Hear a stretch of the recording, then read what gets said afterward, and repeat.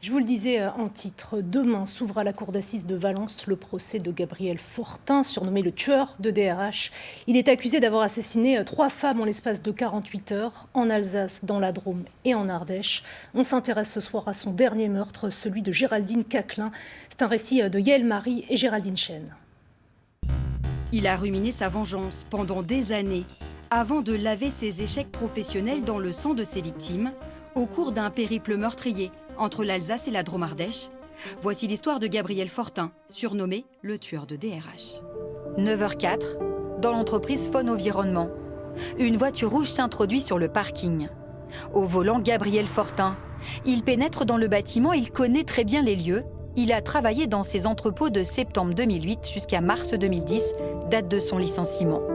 Dans les étages, l'ex-ingénieur recherche son ancien directeur des ressources humaines. En venant à Faune, dans l'entreprise Faune, cet homme cherchait le responsable, qui était ce jour-là absent. Alors il s'est rabattu sur Madame Caclin. C'était le plan B. Il s'est rabattu sur elle parce qu'il fallait qu'il trouve un exutoire à sa vengeance. Revenu à l'accueil, Gabriel Fortin réclame un rendez-vous avec Géraldine Caclin. La réceptionniste trouve son comportement suspect, impatient. Elle va vouloir prévenir Mme Caclin et ça va être le petit pousset qui sème un caillou. Elle va aller en direction de Mme Caclin, il va la suivre. Et comme ça, il va trouver le bureau où se trouve Mme Caclin. Sans ça, il n'aurait pas pu la rencontrer. Sans un mot, Gabriel Fortin tire à travers la vitre du bureau dans lequel la DRH et 2 collègues se sont réfugiés. Une femme peine à bloquer la porte. Le tireur entre et abat froidement Géraldine Caclin de 3 balles. C'était inattendu, on ne l'a jamais envisagé que ça puisse arriver. Donc ça a vraiment tout chamboulé, ça nous a tous passablement traumatisés et marqués. Augustin, 18 ans, est le fils de Géraldine Caclin, choqué aujourd'hui encore que sa mère ait été tuée à cause de son travail. Pour lui, DRH n'est pas une profession à risque. C'est des gens qui ont été assassinés à cause de leur travail alors qu'ils n'avaient rien fait de mal ou qu'ils ne méritaient absolument pas ce qui leur arrivait.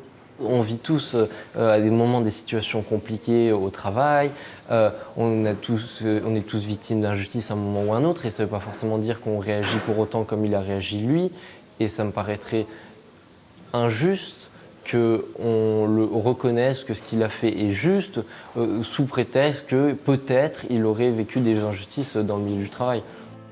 20 minutes après sa fuite, Gabriel Fortin est interpellé sur ce pont entre Drôme et Ardèche. Dans sa voiture, on retrouve tout l'arsenal de son itinéraire meurtrier. Dans son ordinateur, les enquêteurs découvrent les notes de l'ingénieur sans emploi. Il aurait vécu son licenciement comme une volonté de mettre à genoux, une volonté d'humilier. Faune, la lettre envoyée le 24 décembre. Une lettre de licenciement envoyée et signée par Géraldine Caclin. Il n'était pas au-dessus de tout reproche, c'était pas un salarié exemplaire. Il parle de genou à terre. Le seul genou à terre qu'on ait vu dans ce dossier, c'est le genou de Mme Caclin lorsqu'il tire sur elle à plusieurs reprises. La crainte d'Augustin, de sa famille, qu'au procès Gabriel Fortin ne sorte pas de son silence méthodique. Elle a peur de trouver un mur de silence, parce que finalement, boxer une ombre, s'adresser à quelqu'un qui ne répond pas ou qui ne vient pas à l'audience ou qui est absent de l'audience, c'est pire que tout. Et un box vide, pendant 3 semaines, ce serait une double peine, selon certaines parties civiles.